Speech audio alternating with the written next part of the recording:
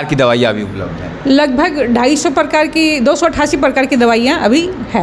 288 प्रकार की दवाइयाँ अवेलेबल हैं। हाँ, हाँ। पर कितने डॉक्टर अभी होने चाहिए और कितने हैं इस बात को बताइए, क्योंकि बिल्डिंग बड़ा है, लोगों को उम्मीदें बड़ी हैं, समस्याएं बड़ी हैं, बीमारियां ज़्यादा फैली हुई हैं पहले के मुकाबले। कितने डॉक्टर होने चाहिए और कितने हैं? 15 से 20 डॉक्टर रहते हैं। 15 से 20 डॉक्टर इस बिल्डिंग में होने चाहिए। बिल्डिंग में होने चाहिए। और 16-17 जीएनएम का पोस्ट होता है, 40 से 45 एएनएम का होता है, जो मात्र अभी 4-5 नर्स एएनएम ही हैं और उन्हें ऑपरेशन की आवश्यकता है। तो हमारी ऑपरेशन के लिए कुछ भी व्यवस्था भी फ़िलहाल नहीं है। कर्मचारियों और डॉक्टरों की संख्या भी अधिक होनी चाहिए, जो कि लगातार हमारे द्वारा मांग की जा रही है कि डॉक्टरों की संख्या डॉक्टर यहाँ दिए जाएँ, लेकिन अभी तक ऐसा कुछ भी नहीं मिल पाया। हमें नए डॉक्टर नहीं मिल पाए। जो पुराने डॉक्टर थे वो भी कुछ का ट्रांसफ़र हो गया है, कुछ रिटायर कर गए हैं, जिससे ये अस्पताल डॉक्टरों की कमी से जूझ रहा है। मेरा नाम अभय कुमार है और आप अब जनता बोलेगी न्यूज देख रहे हैं। अभी हम लोग लहलादपुर सामुदायिक स्वास्थ्य केंद्र के अंदर है और हमारे साथ जो प्रभारी हैं यहाँ की डॉक्टर रजनी मैम है। इनसे हम खास बातचीत करेंगे कि यहाँ के लोग जो आ रहे हैं उन लोगों को काफ़ी ज़्यादा दिक्कत हो रहा है। लोगों ने कहा कि मैम से बात कीजिए कि आखिर ये जो सुविधाएँ हैं, जो वो यहाँ के स्वास्थ्य मंत्री बिहार के हमारे जब उस समय यहाँ मंगल पांडे उस समय भी थे, उन्होंने यहाँ पे आए, बड़ा लंबा भाषण दिया था उन्होंने, और उन्होंने बहुत सारी बातें कही थी जिसको लेकर लोगों में खुशी था। और वही उम्मीद कर रहे हैं आज लोग कि आखिर वो सुविधा मंगल पांडे ने यहाँ से कहा मन से वो क्यों नहीं मिल रहा है। डेट भी उन्होंने बता दिया था, वो डेट क्रॉस किए हुए 3-4 महीना का समय बीत गया है। मैम से बात करें उससे पहले तो मैम बहुत बहुत स्वागत है आपका। धन्यवाद आपका। मैम सबसे पहला सवाल ये लेंगे कि स्वास्थ्य मंत्री मंगल पांडे आए थे चुनाव से ठीक पहले, उन्होंने बहुत सारी बातें कही जो कि बातों को लेकर लोगों में खुशी था। लेकिन जब सामुदायिक स्वास्थ्य केंद्र बना, प्राथमिक स्वास्थ्य केंद्र को हटाकर यहाँ आ गए आप लोग, यहाँ की सुविधाएं लोगों को नहीं मिल रही है, जो लोग यहाँ आ रहे हैं नाराज होकर जा रहे हैं। सामुदायिक स्वास्थ्य केंद्र बनाया गया, प्राथमिक स्वास्थ्य केंद्र को हटा करके बड़ा किया गया, सुविधाओं की बात की गई बड़ा होगा, तो क्या अंतर आया है प्राथमिक स्वास्थ्य केंद्र के बाद जब सामुदायिक स्वास्थ्य केंद्र बना, तो दोनों में अंतर क्या आया है आप हमें बताइए। दोनों में मूलतः तो कोई अंतर नहीं आया है। जो पहले बिल्डिंग हमारी थी जो बैठने लायक भी नहीं थी, तो हमें एक नया बिल्डिंग मिला, उसकी तो ज़रूर हमें खुशी है। लेकिन एक हॉस्पिटल में बहुत सारे कार्यों का संचालन होता है, तो इसके लिए बहुत सारे कर्मचारियों और डॉक्टरों की संख्या भी अधिक होनी चाहिए, जो कि लगातार हमारे द्वारा मांग की जा रही है कि डॉक्टरों की संख्या डॉक्टर यहाँ दिए जाएँ, लेकिन अभी तक ऐसा कुछ भी नहीं मिल पाया। हमें नए डॉक्टर नहीं मिल पाए। जो पुराने डॉक्टर थे वो भी कुछ का ट्रांसफ़र हो गया है, कुछ रिटायर कर गए हैं, जिससे ये अस्पताल डॉक्टरों की कमी से जूझ रहा है। यहाँ पर मैम जो लोग आ रहे हैं, लोग जब यहाँ पहुँचते हैं, कोई भी एक्सीडेंट हो गया या फिर किसी को कुत्ता काट लिया, कोई भी समस्या हो, लोग यहाँ पर आ रहे हैं। छोटी छोटी समस्याओं की भी पूर्ति यहाँ से नहीं हो पा रही है।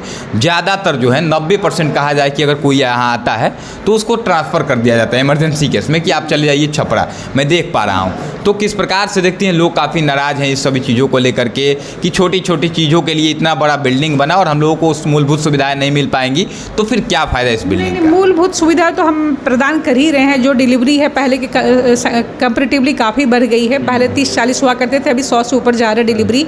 तो और जो साधारण बुखार वगैरह की उसका तो इलाज हम करते ही हैं। हमारी ओपीडी भी पहले के कंपैरेटिवली काफ़ी बढ़ी है, लगभग 100 से 150 की ओपीडी हो रही है। तो ऐसा नहीं है कि हम सुविधाएं नहीं दे रहे हैं। हाँ, जहाँ जटिल समस्याएं हैं, जहाँ उन्हें ऑपरेशन की आवश्यकता है, तो हमारी ऑपरेशन के लिए कुछ भी व्यवस्था भी फ़िलहाल नहीं है। इसके लिए तो हमें सदर रेफ़र करना ही पड़ता है। ना ही हमारे यहाँ कोई सर्जन है, ना ही कोई एनेस्थेसिस्ट है, ना ही कुछ ही ऐसा है। एक्सीडेंट का बहुत सारा केस है यहाँ, सबसे ज़्यादा एक्सीडेंट का केस आ रहा है। जनता बाज़ार में जाम की समस्या को लेकर एक्सीडेंट हो रहा है और लोग यहाँ जब आते हैं तो एक्सीडेंट का लगभग केस जो होता है ट्रांसफ़र करते हैं। एक्सीडेंट में तो एक्चुअली में सर्जन की ज़रूरत होती है। जो छोटा मोटा केस रहता है वो हम लोग स्टिच करके भेज देते हैं, लेकिन उसमें तो मेन है सर्जन की आवश्यकता है, चाहे ऑर्थोपेडिक डॉक्टर की आवश्यकता। अगर हड्डी फ्रैक्चर हो गया तो उसमें हम लोग को तो कोई हम लोग कुछ कर भी नहीं सकते हैं। अच्छा, लोग जो है उम्मीद कर रहे हैं कितना बड़ा बिल्डिंग बना तो सुविधाएं मिलेंगी। यहाँ पर कितने डॉक्टर अभी होने चाहिए और कितने हैं इस बात को बताइए, क्योंकि बिल्डिंग बड़ा है, लोगों को उम्मीदें बड़ी हैं, समस्याएं बड़ी हैं, बीमारियां ज़्यादा फैली हुई हैं पहले के मुकाबले। कितने डॉक्टर होने चाहिए और कितने हैं? एक्चुअली में अभी तक हमारा ये प्राथमिक स्वास्थ्य केंद्र ही है, भले ही बिल्डिंग पर लिखा हुआ सामुदायिक स्वास्थ्य केंद्र, तो अभी तक ऐसे हमें स्टेट से कोई भी लेटर नहीं आया कि आपका अपग्रेड करके सामुदायिक स्वास्थ्य केंद्र कर दिया गया है। जबकि सामुदायिक स्वास्थ्य केंद्र में तो कम से कम 15 से 20 डॉक्टर रहते हैं। 15 से 20 डॉक्टर इस बिल्डिंग में होने चाहिए। चाहिए। और 16-17 जीएनएम का पोस्ट होता है, 40 से 45 एएनएम का होता है, जो मात्र अभी 4-5 नर्स एएनएम ही है और एक जीएनएम है। इसको लेकर हम लोग काम किसी तरह से चला रहे हैं, मतलब काम खींचा जा रहा है लगातार। बस लगातार हम लोग के द्वारा डॉक्टरों की मांग की जा रही है। सिविल सर्जन सर से भी क्या कहा है हमने, डीएम सर को भी हमने लेटर दिया है कि सर कम से कम 2-3 डॉक्टर कम से कम दिए जाए कि ताकि हॉस्पिटल का संचालन हम कर सकें। यहाँ पर जब मंगल पांडे आए हुए थे, आप उस दिन शायद नहीं थे अभी? नहीं, हम थे और हमने सर से भी बोला था कि सर डॉक्टर कम से कम दीजिए यहाँ पर। उन्होंने कहा कि यहाँ पर बहुत सारी दवाइयाँ, हर प्रकार की दवा मिलेगी यहाँ पर, जो भी सुविधा है। उन्होंने कहा कि एक डेट उन्होंने दिया था, वो डेट मुझे लगता है 5 महीने पहले क्रॉस हो चुका है। तो दवाइयाँ हैं, कितने प्रकार की दवाइयाँ अभी उपलब्ध है? लगभग 250 प्रकार की, 288 प्रकार की दवाइयाँ अभी है। 288 प्रकार की दवाइयाँ अवेलेबल है। हाँ। सभी दवाइयाँ लोगों में वितरित हो रही हैं? लगभग वितरित होती है। कभी कोई शॉर्टेज हो जाता है तो फिर उसके बदले कुछ और देते हैं, चाहे हम लोग मंगाते हैं, जिला से मंगवाते हैं, तो लगभग दवाइयाँ मिलती है। लेकिन दवाइयाँ लिखने वाले डॉक्टर तो होने चाहिए। डॉक्टर ही नहीं रहते हैं, फिर दवाइयों कैसे? क्या करना है, बिना लिखे तो डॉक्टर दवाई नहीं दे पाएगा। नहीं स्टाफ है। बाकी जो एक्सरे की सुविधा कहा गया था, अल्ट्रासाउंड, ये सभी सुविधाएं? अल्ट्रासाउंड तो अभी कोई नहीं, अल्ट्रासाउंड की सुविधा भी नहीं है। अभी एक्सरे की सुविधा हम दे रहे हैं लगातार। एक्सरे की सुविधा? हाँ, बिल्कुल। टाइमिंग क्या है उसकी, कब? जो ओपीडी की टाइमिंग रहती है उसमें ही। कितना है ओपीडी? 9 से 5। 9 से 5। लेकिन वहाँ एक बार हम लोग आए हुए थे तो उन्होंने कहा कि 2 बजे के बाद हम नहीं करेंगे। 2 बजे तक ओपीडी में डॉक्टर प्रिस्क्राइब करेंगे, तो इमरजेंसी सर्विसेज नहीं है उसमें। अच्छा, ठीक है। हाँ। तो क्या मांग करेंगे जो भी लोग यहाँ से देख रहे हैं, जिला के लोग या डीएम साहब अगर देख रहे हैं, उन तक हम लोग पहुँचाने का प्रयास करेंगे। स्वास्थ्य मंत्री, चूँकि आपके ऊपर प्रेशर है, लोग काफ़ी दबाव यहाँ बना रहे हैं आपके ऊपर कि ऐसा नहीं हो रहा है, ऐसा नहीं हो, लेकिन आपने कहा कि जो प्राथमिक स्वास्थ्य केंद्र था जर्जर स्थिति में, जो सुविधाएं वहाँ थी, बिल्डिंग ही है। हाँ। क्या मांग करेंगे? और पहले एक्सरे नहीं था, तो अब एक्सरे की सुविधा दे रहे हैं हम लोग। उस बिल्डिंग में एक्सरे की सुविधा नहीं थी, तो अब यहाँ एक्सरे की सुविधा दी जा रही है, और बाकी तो कुछ मेजर तब्दीली नहीं आई है सुविधाओं में। आगे आप क्या मांग करेंगी? जो भी मतलब स्वास्थ्य मंत्री जी अगर यहाँ आए थे और लोगों को उम्मीद जगा के गए, लेकिन मिला कुछ नहीं आप लोगों को एक बिल्डिंग के अलावा, तो उनसे क्या मांग करेंगी खासकर सामुदायिक स्वास्थ्य केंद्र लहलादपुर के लोगों के लिए? नहीं, मैं तो पहले अपने लिए डॉक्टर ही डिमांड करूँगी, और जीएनएम स्टाफ, एएनएम स्टाफ और अन्य कर्मचारी जो कि ज़रूरी होते हैं हॉस्पिटल के अन्य कार्यों को संपादित करने के लिए। तो हमारी तो प्रथम मांग रही है कि डॉक्टर और कर्मचारियों की संख्या बढ़ाई जाए। हाँ। अभी जो डॉक्टर एक हैं, मतलब कहीं ना कहीं 15-16 तो मिनिमम डॉक्टर होने चाहिए। बिल्कुल, एक डॉक्टर पे कम से कम 5 डॉक्टरों का भार है।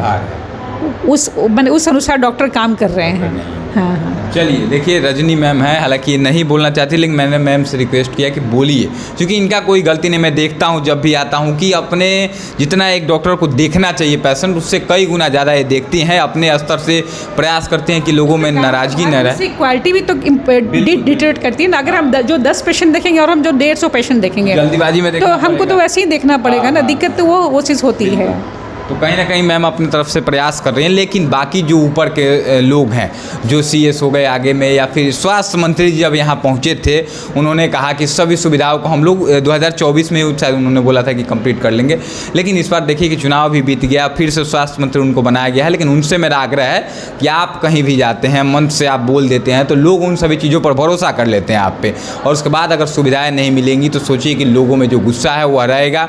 बाकी आप सबसे कहेंगे कि एक बार जब आप यहाँ पे आइए तो यहाँ के हालातों को भी समझिए, डॉक्टरों के मतलब हालातों को भी समझिए, परेशानियों को भी समझिए कि आखिर ये लोग जो हैं क्यों नहीं कर रहे हैं जो भी चीज़ें हैं। अगर 10 लोगों का काम अगर एक आदमी को दे दिया जाए, आप खुद पर लेकर के देखिए। बाकी इस वीडियो को शेयर करके छपरा के डीएम सर को भी टैग करिए, बिहार के स्वास्थ्य मंत्री को, हेल्थ मिनिस्ट्री को टैग करके सवाल आप पूछ सकते हैं कि कब तक जो है हमें लहलादपुर सामुदायिक स्वास्थ्य केंद्र में जो है सुविधाएँ जो है भरपूर मात्रा में मिल जाएगी।